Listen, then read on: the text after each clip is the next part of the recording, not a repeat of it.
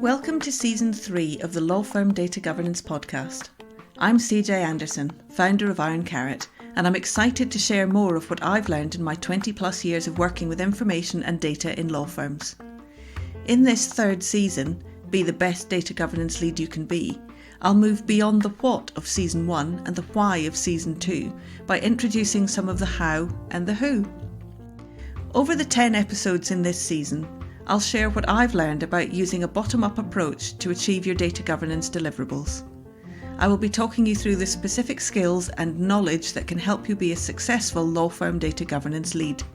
And then, building on top of that foundation, I'll explain how to engage with the people, processes and conversations that will bring your firm on the data governance journey with you. In this episode, I'm going to talk about working out loud, what it means as a concept, how it works, and most importantly, how it helps you, the firm's data governance lead, to achieve the steps in your data governance roadmap. In recent years, the focus for law firms has been on achieving operational efficiency.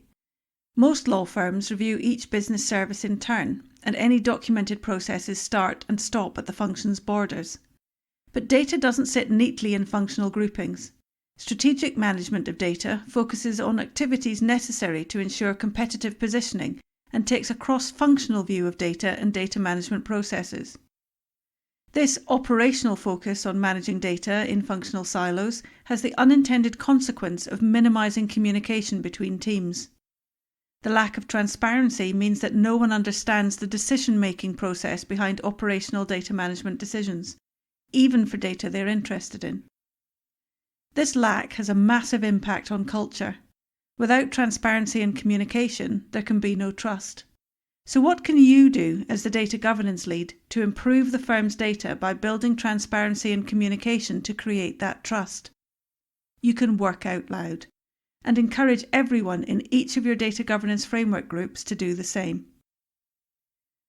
Let's start by understanding exactly what working out loud means. If you take the words literally, it's easy to guess. But this phrase was coined in 2010 in a blog post by Bryce Williams of Eli Lilly, who defined it as a simple formula. Working out loud equals observable work plus narrating your work. Since then, John Stepper, a former Deutsche Bank employee, has developed it into a methodology, published a book, delivered a TED Talk, and set up a consultancy around helping organisations to work out loud. His vision of working out loud is that it is a practice that combines conventional wisdom about relationships with modern ways to reach and engage people. You'll see conversations online, particularly on Twitter, with the hashtag WOL.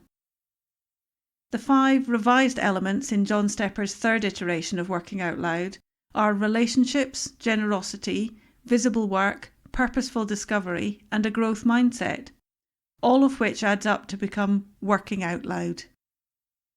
So what does all this mean for you as your firm's data governance lead and for the members of your data governance framework groups? For you, it's the area where the communication and comms channels advice from episode 3 and your influencing skills covered in episode 4 can make the most impact on the education and behaviours of your data owners and data stewards. You are trying to get the groups of owners and stewards to share what's going on in their functions and have confidence in reaching out to their peers for ideas and support. Your focus in the early days of your data governance framework is on helping them to think about what they are trying to do, who can help them, and how they can contribute to the group and deepen relationships. Working out loud is the opposite of traditional law firm behaviour. You won't be working privately through email messages or in closed meetings. As the data governance lead, your job is to help the data owners and data stewards move from these old ways of working to new and better ones. You can do this most effectively by modelling the behaviour you want to see and work openly and transparently yourself. All of the data governance framework group documentation, meeting minutes, working papers and so on should be available to everyone in all of the framework groups. Over time, as the data owners and data stewards get comfortable working out loud, you can make these items available to the whole firm. You also need to help flatten out the hierarchy. Data owners and data stewards may be of different seniorities, but you should reinforce that when they are wearing their data hat, they have a group of peers who all have valid opinions and inputs. Chair meetings to ensure that every voice is heard. You also need to reinforce and build trust so that the group becomes comfortable with the answers and advice provided by others. They all need to be able to share information candidly and not be embarrassed to ask a question. Another behaviour that it helps to model is of acknowledging the contributions and support of others so that people become keen to share what they know and support the group. It can be challenging for groups of people who don't know each other well to see the benefits of working out loud. So in addition to modelling the behaviours you want to see, you have to explicitly and clearly set out the benefits for them as individuals as well as for the framework as a whole. When lots of people need to know what's going on, either by reading updates or contributing to the conversation, it can be hard to know who all of those people are. By sharing everything with everyone, those who would like to reply can do so, and everyone who wants to read the update gets to see everything from everyone. This ensures that nothing gets lost in inboxes like forwarded emails or forked discussion threads, which often result in out-of-sync replies or key people missing out on key discussions because they were on the wrong thread. In providing transparency of thinking, discussions, decisions and processes, everyone in the framework has an opportunity to receive inputs and provide feedback. SMEs are able to manage their time by self-selecting into the activities that directly affect them or that they can best contribute to. The public vetting of ideas also helps achieve consensus more easily. Working out loud enables the data governance framework to enable and exploit serendipity. The exchange of ideas and questions between SMEs and not SMEs on a given topic allows for a different exploration of a problem, and sometimes the best solutions can come from the most unexpected places.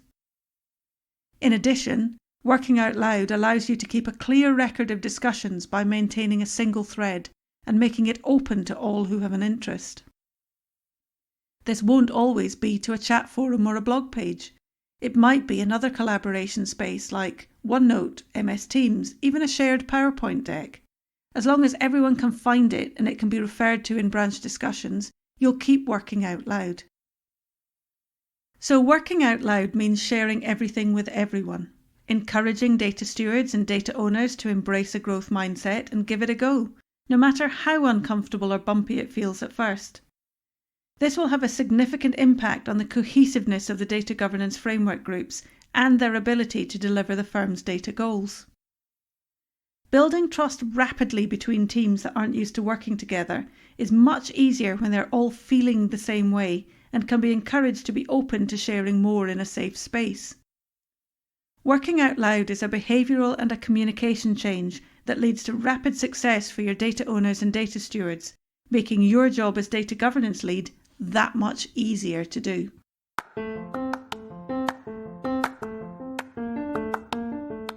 Thank you for joining me for this Law Firm Data Governance podcast episode. I hope you enjoyed it. Please share, like and review this episode so that more law firm leaders can learn about data governance.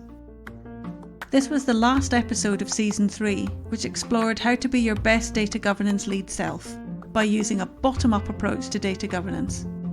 I hope I've helped you feel more confident about engaging with the people, processes and conversations that will bring your firm along the data governance journey with you. We're working on Season 4, so make sure you never miss an episode by following Iron Carrot on social media if you've not already done so, and please get in touch if you've got questions or topic ideas for future episodes.